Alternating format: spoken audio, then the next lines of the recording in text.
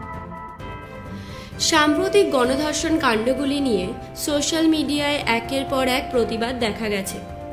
ধর্ষকদের এনকাউন্টারের পর অধিকাংশ মানুষ খুশিও হয়েছেন। গোটা দেশ যখন ন্যায় বিচার প্রার্থনায় উত্তাল বা এনকাউন্টার নিয়ে উদ্বেল, ঠিক সেই মুহূর্তে উঠে এলো এক চাঞ্চল্যকর তথ্য।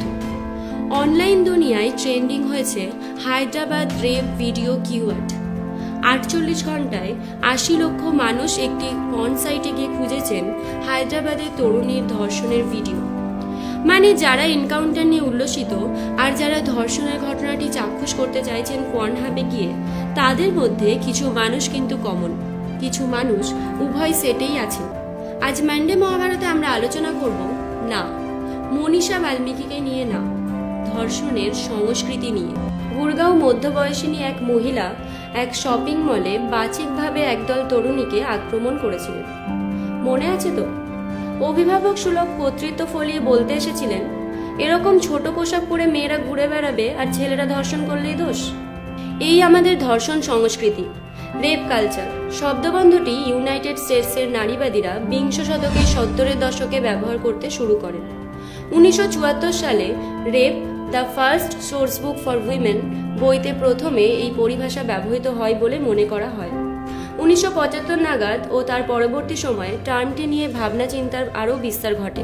মুম্বাইয়ের শক্তি মিলের গণধর্ষিতা মেয়েটি নিজে ছিলেন সাংবাদিক। তা সত্ত্বেও তার সতীর্থরাই তার বাড়িতে হানা দিয়েছিল খবর কাগজে ধর্ষিতার রোজনামচা ছাপতে চেয়ে। ধর্ষণ হলেই ধর্ষিতা চলে আসেন আলোচনার কেন্দ্রে। তার নাম ও পরিচয় জানার জন্যই মানুষের আগ্রহ। ধর্ষকের পরিচয় নিয়ে মানুষের অত উৎসাহ থাকে কি? বড় হয়ে সে আয়েশা তাকিয়া হবে, তখন আয়েশা তাকিয়া ও শিশু কন্যার বুকের সাইজ মেপে নেওয়াটাও কিন্তু ধর্ষণ সংস্কৃতি। স্টের বিউটিকে আটকে রাখার গল্প কেমন অবলীলায় শিশু মগজে ঢুকিয়ে দেওয়া হয়। তার জামার ঝুল ছোট হলে, সে রাজনীতিতে অংশ নিলে, কিংবা সে ঠোঁটে সিগারেট ঝোলালে বা স্রেফ বিরুদ্ধমত পোষণ করলেই তার যৌনাঙ্গ নিয়ে যখন আলোচিত হয়, সেটাও কিন্তু ধর্ষণ সংস্কৃতি। নায়িকার পিছনে তার অসম্মতি অগ্রাহ্য করে ধাওয়া করার বলিউড রোম্যান্টিক ধরনটি হলো ধর্ষণ সংস্কৃতি। বলিউডের কল্যাণে নারীকে চিজ, মাল, চিকনি চামেলি, তন্দুরি মুরগি ইত্যাদি বিশেষণে ভূষিত হতে দেখতে দেখতে নারী ও পুরুষ উভয়েই বড় হয়। একদল মাতাল কিমিকাতকারকে জোর করছে নায়ক অমিতাভকে চুমু খেতে। এই আমাদের চোখে মডেল প্রেম দৃশ্য। এই প্রসঙ্গে উল্লেখ্য, পরিচালক সন্দীপ রেড্ডি ভাঙ্গা সাম্প্রতিক দর্শনের ঘটনাবলীর পর টুইট করেছিলেন, fear is the only factor which can change things radically in society and fear should be the new rule. The brutal sentence will set an example. অথচ ইনি কবির সিং নামক চলচ্চিত্রটির নির্মাতা, যেখানে প্রেমিকার উপর শারীরিক ও মানসিক নির্যাতন করে নায়ক, এবং ছবিটি সেই শৌর্যকে উদযাপন করে। টক্সিক ম্যাসকুলিনিটিকে প্রেম ও সৌর্যের ককটেলের সহযোগে বেচে কবির সিং কিন্তু বক্স অফিসে হিট করেছিল নারীবাদীদের আপত্তি সত্ত্বেও। প্রতিকারের পথ। এই ধর্ষণ সংস্কৃতি বিপ্রতীপ সংস্কৃতি গড়ে তোলা ছাড়া আর উপায় কি? সে পথ কঠিন, শ্রমসাধ্য। প্রথমেই কতগুলো মিথ ভাঙা প্রয়োজন। প্রথম মিথ, ধর্ষণের অভিযোগ অধিকাংশ ক্ষেত্রে মিথ্যা। প্রকৃত ঘটনা পরিসংখ্যান তা বলছে না। 2% মতো ঘটনা সাজানো। মিথ্যা অভিযোগের হার অন্য দেশের থেকে অনেক বেশি নয়। দ্বিতীয় মিথ, পুরুষের ধর্ষণ হয় না। প্রকৃত ঘটনা অবশ্যই হয়। পুরুষের দ্বারাই পুরুষের ধর্ষণ হয় বেশিরভাগ ক্ষেত্রে। কখনো কখনো নারীর দ্বারাও হয়, বিশেষত পুরুষ যদি নারীর থেকে বয়সে ছোট হন বা কম ক্ষমতাবান হন।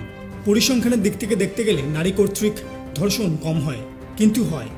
বরং ধর্ষণের পর লজ্জা যেমন নারীকে তার অভিজ্ঞতা ব্যক্ত করতে বাধা দেয়, পুরুষের ক্ষেত্রেও বাধা দেয় তার পৌরুষের ফাঁপা ধারণা।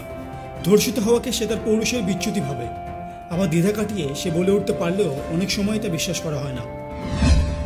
তৃতীয় মিথ, অচেনা পুরুষ রেপ করে। প্রকৃত ঘটনা 90% ধর্ষণ চেনা পুরুষের দ্বারাই ঘটে। চতুর্থ মিথ, ধস্তাধস্তি বা প্রতিরোধের চিহ্ন নেই মানেই ধর্ষণ নয়। প্রকৃত ঘটনা আত্মসমর্পণ মানেই সম্মতি নয়। ভয় ও ভয়জনিত অসারতার কারণে কেউ প্রতিরোধ করল না মানেই সে ধর্ষণ উপভোগ করছে এমন নয়। পঞ্চম মিথ, ভিকটিম ফ্লার্ট করে, ছোট জামাকাপড় পরে বা নেশাসক্ত হয়ে নিজেই ধর্ষণকে আমন্ত্রণ করেছে। প্রকৃত ঘটনা আসলে ধরেই নেওয়া হচ্ছে পুরুষ একজন যৌন ক্ষুধা সর্বস্ব ব্যক্তি, যার নিজেকে সামলানোর দায় নেই, তাই ধর্ষিতাকেই বলা হচ্ছে নিজেকে সংশোধন করতে। ষষ্ঠ মিথ, যৌনতায় কোনো একবার সম্মতি দিয়ে থাকলে তা একটি চিরস্থায়ী বন্দোবস্ত। প্রকৃত ঘটনা কনসেন্ট কোনো অন্ধচুক্তি নয়। কনসেন্ট বারবার নিতে হয়, প্রতিবার নিতে হয়, এমনকি স্ত্রী বা প্রেমিকার থেকেও। প্রতিটি আলাদা আলাদা যৌন কার্যের জন্য নিতে হয়। আর মিথ ভেঙে বিপ্রতীক সংস্কৃতি গড়ে তোলার এই কাজটি পুরুষদের সাহায্য ছাড়া, পুরুষদের সদর্থক প্রশিক্ষণ ও ভূমিকা ছাড়া অসম্ভব। পুরুষকে কনসেন্টকে মান্য করার প্রশিক্ষণ দিতে হবে, তাকে না বলতেও শুনতে শিখতে হবে, হ্যাঁয়ের জন্য অপেক্ষা করতে শিখতে হবে, শিখতে হবে জড়তাযুক্ত কনসেন্টও কনসেন্ট নয়, একমাত্র স্বচ্ছন্দ ও উৎসাহী সম্মতিই হলো সম্মতি। নারী পুরুষ নির্বিশেষে অনেকেই বলছেন, আমার মেয়েটার জন্য খুব ভয় পাচ্ছি, ভয় পাচ্ছি ছেলেটা ধর্ষক না হয়ে যায়, খুব ভয় পাচ্ছি। ছেলের বাবা মারা এরকম বলেছেন কি? ভেবেছেন কি কখনো?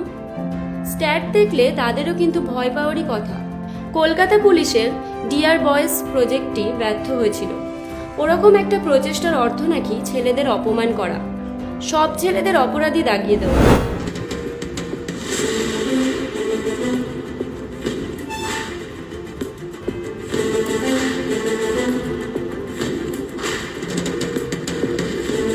জুইশ ট্র্যাডিশনে সবচেয়ে নোটোরিয়াস ডিমন লিলিথ। লিলিথই আদি মানবী, যাকে সৃষ্টি করা হয়েছিল ইভেরও আগে। লিলিথ শব্দটির অর্থ রাত্রি। নবজাতকদের চুরি করত সে, অবশ্য সেখানেও ঈশ্বর নামে এক পুরুষের নির্দেশে। রাত্রির মধ্যে যে ইমোশনাল এবং স্পিরিচুয়াল অনুষঙ্গগুলো রয়েছে, যেমন ভয়, অন্ধকার, যৌনতা এবং অবাধ স্বাধীনতা, সে সবের প্রতীক লিলিথ।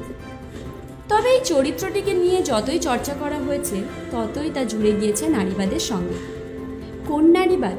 যে নারীবাদ মনে করে একজন নারীবাদী মানসিকতার মেয়ে তথাকথিত ভালো মেয়ে হয়ে জীবন কাটাতে অস্বীকার করে। ধর্মীয় পুরুষতন্ত্র ধীরে ধীরে ট্র্যাডিশনে পরিণত হয়েছে। সমাজ শুধুমাত্র সেই ঐতিহ্যকে অনুসরণ করেছে অক্ষরে অক্ষরে। ওই একটা জায়গায় দাঁড়িয়ে যুগোপযোগী রেপের কালচারটা রয়ে গেছে। আমি কালচার বলবো এই কারণে, কারণ আমাদের ইন্ডিয়ান সোসাইটিতে মেয়ে মানেই মাল, মেয়ে মানেই রেপ করার বস্তু, মেয়ে মানেই ভোগ্য পদার্থ এখনও রয়ে গেছে। পশ্চিমে খুব রেলেভেন্ট টপিক নিয়ে এগোচ্ছে। পশ্চিমের স্ক্রিপ্ট, পশ্চিমের ট্র্যাক, পশ্চিমের থটস প্রসেস, এবং যেটা খুব সুন্দরভাবে সাজানো হয়েছে। এবং আমি সেই স্ক্রিপ্টটা পড়েছি, ট্র্যাকটা শুনেছি, এবং সেই স্ক্রিপ্টটাকে যেভাবে আমি রিয়েলাইজ করেছি সেইভাবে আমি কোরিওগ্রাফি করছি। আশা করি যখন এটা পাবলিশ হবে মানুষ দেখতে পাবে যে এখানে মেয়েদের এগেন্সে ছেলেদেরকে বা ছেলেদের এগেন্সে মেয়েদেরকে এইভাবে কোনো জিনিসটাকে দাঁড় করা হয়নি। আমরা এখানে পার্টিকুলার সোশ্যাল যে রেপ বলে যে কালচারটা, তার এগেন্সে কথা বলেছি। সেটা রেপ মানে একটা ছেলেই যে একটা মেয়েকে রেপ করবে তা না, একটা মেয়েকে অন্য মেয়েদের কনজারভেটিভ মাইন্ড বা অর্থোডক্স মেন্টালিটিও রেপ করে, তো সেটার এগেন্সে পশ্চিমে দাঁড়িয়েছে। এবং আমার মনে হয় এটা পরবর্তীকালে সমাজে এক স্টেপ রেপের এগেন্সে একটা কাজ হলো, যেটা কিছুটা হলেও রেপকে প্রিভেন্ট করবে। এবং সবার আগে আমি শুধু পশ্চিমে করলাম বা আরও একজন কোনো প্রোডাকশন করলো শুধু তাই নয়, প্রয়াসমের সাথে কাজটা আরও সাকসেস হবে যদি সমাজের মানুষ পশ্চিমে দেখে একটা নতুন শিক্ষা নেয় এবং এই রেপের এগেইনস্টে দাঁড়ায়।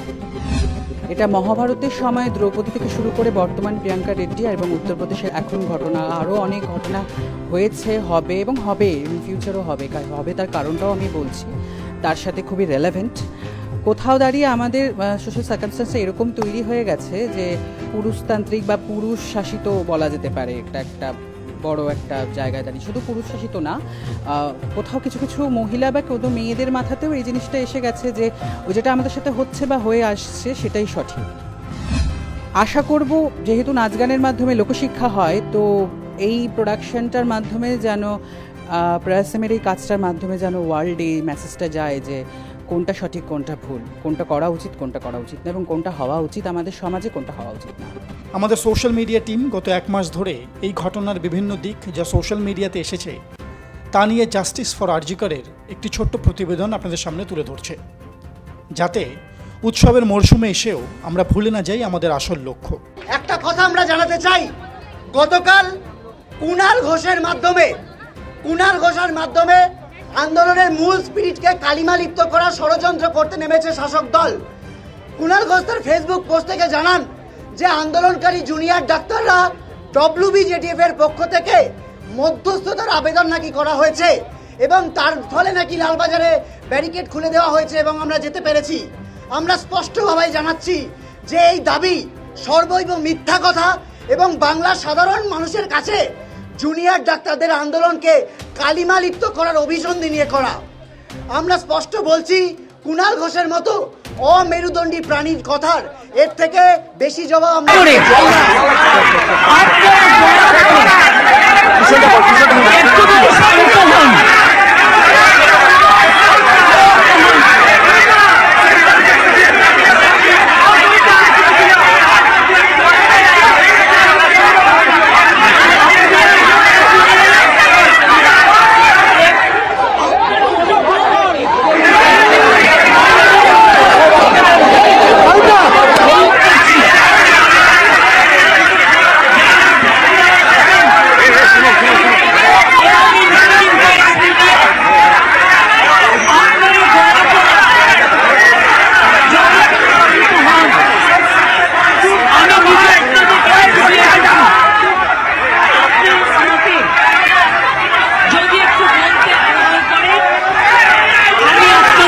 কৃতজ্ঞ থাকবো। গোটা কলকাতা অন্ধকারে দেখতে পাচ্ছেন আমাদের রুফটপ থেকে একেবারে শহরের বিস্তীর্ণ অংশ এই মুহূর্তে অন্ধকারে আলো নিভিয়ে তারা প্রতিবাদ জানাচ্ছে। ভিক্টোরিয়ার সমস্ত আলো নিভিয়ে দেওয়া হয়েছে, প্রদীপ জ্বালিয়ে মোমবাতি জ্বালিয়ে প্রতিবাদ। শুনানি পিছিয়ে গেল, সেই নিয়ে কি বক্তব্য এখানে যারা প্রতিবাদে নেমেছেন তাদের থেকে জেনে নেওয়ার চেষ্টা করব কি বক্তব্য তাদের। আপনাদের থেকে জানতে চাইবো, এই যে শুনানি পিছিয়ে গেল কি বলবেন? আজকে তো আপনারা জড়ো হয়েছিলেন, কালকের এই শুনানির দিকে তাকিয়ে কি বলবেন? সবচেয়ে আমরা যে ভারতবর্ষে এই যে আমরা একটা সুপ্রিম কোর্ট যে জাজ দেওয়ার কথা ছিল আগামী কাল, সেখানে আমরা প্রত্যেকে এখন তো আমরা এক হয়ে গেছি। আলাদা বলে কোনো আমাদের দল বলুন, সংগঠন বলুন, মানুষ হিসাবে বলুন, আমরা আলাদাভাবে কেউ নয়, সব আমরা তিলোত্তমার সাথে আছি, তিলোত্তমার পাশে আছি। কিন্তু যেভাবে যে ডিলেটা করা হলো সেটা কিন্তু আমাদের কাছে একেবারে আশা ছিল না। অনেকজন বড় মানুষ বলেছেন না বিচ্ছিন্ন ঘটনা, চারদিকে এরকম বিচ্ছিন্ন ঘটনা, এই প্রথম একটা বিচ্ছিন্ন ঘটনা ধামা চাপা দেওয়া গেল না। মা যখন কাঁদছে একেবারে মনে গিয়ে লাগছে না, একটু অদ্ভুত না? এইটা হচ্ছে একটা কথা, ছি এই ঘটনাটা শুধুমাত্র রাত্রিবেলা হয়, এটা ভূত নাকি যে রাত্রিবেলা ভূত আসবে? বুঝতে পারছি সমাজটা পচে গেছে, বের করতে সময় তো লাগবে। পুরো দেশ বলছে আজকে বিচার চাইছে, তারপরও বিচার নেই কেন? যদি কোনো ক্রাইসিস হয় তাহলে মুখ্যমন্ত্রী হিসেবে কি উনি যাবেন না কোনো পুলিশ মুখ্যমন্ত্রীকে পাঠাবেন?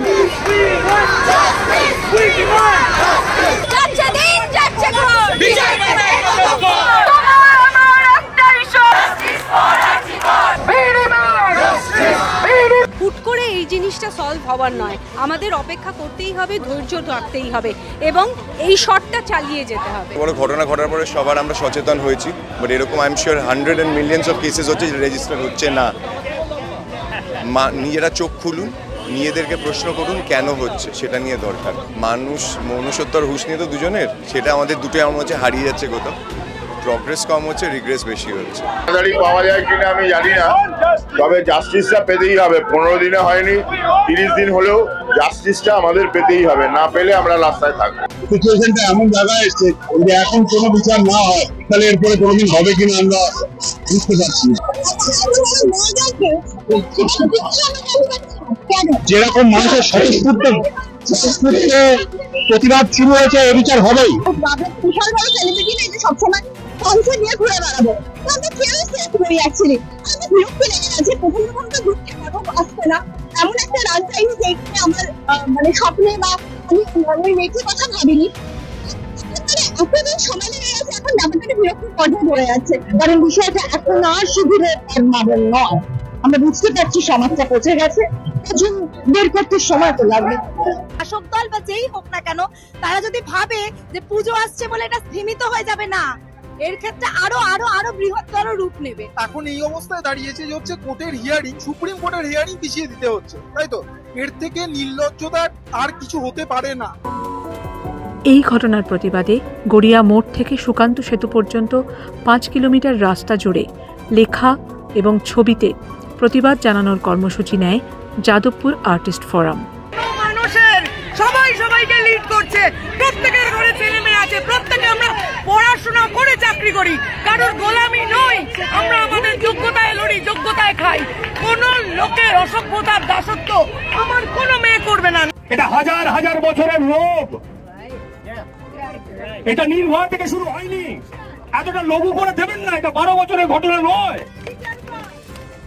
গত 14 তারিখ, গত 9 তারিখ, 14 তারিখ থেকে আজ অব্দি আরো 20-25টা কেস হয়ে গিয়েছে। মহিলা হয়ে মাননীয়া কেন আমাদের মানে মহিলাদের কথাটা উনি কেন বুঝতে চাইছেন? এত দুর্নীতি, এত দুর্নীতি, এত দুর্নীতির একটা সরকার, আসল দোষীদের ধরতে পারে না। আমরা অসুরক্ষিত বোধ করছি। আমরা মুখ্যমন্ত্রীর পদত্যাগ বলছি না বলেই আমরা সবাই ছোটি চাটা এবং আমরা সবাই নিজেদের স্বার্থ দেখছি, এটা প্লিজ বলবেন না। এটা কবে থামবে আমরা জানি না, কিন্তু যতদিন না এই জাস্টিস পাওয়া যাবে ততদিন এই লড়াই চলবে। কোনো আন্দোলন থেকে আমাদের যদি কোনো সুফল না হয় তাহলে তো এবার অনেক বড় ঝামেলা হবে। ইএম বাইপাসে উত্তেজনা অবরুদ্ধ হয়ে যায় ইএম বাইপাস, সেখানে 3 প্রধান অর্থাৎ 3 দলের প্রধান সমর্থক তাদের এই আজকে পথে নেমেছেন তারা, এবং তারা প্রতিবাদ কর্মসূচি সেখানে দেখাচ্ছেন।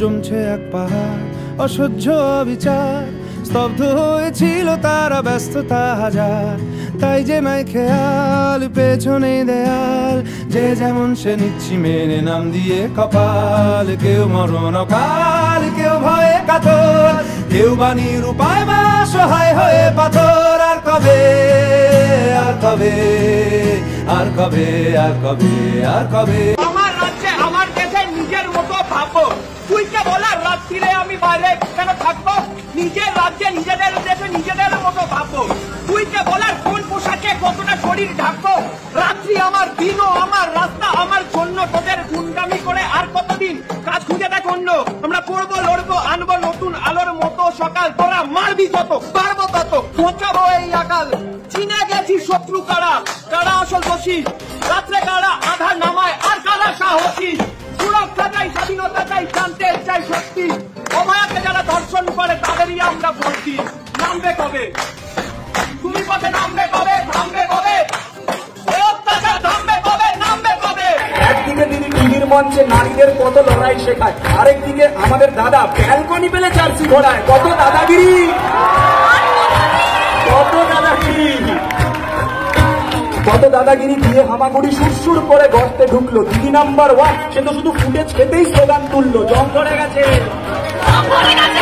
মহামান্য সুপ্রিম কোর্ট স্বপ্রণোদিতভাবে এই মামলা শুনছে, বিচার চলছে।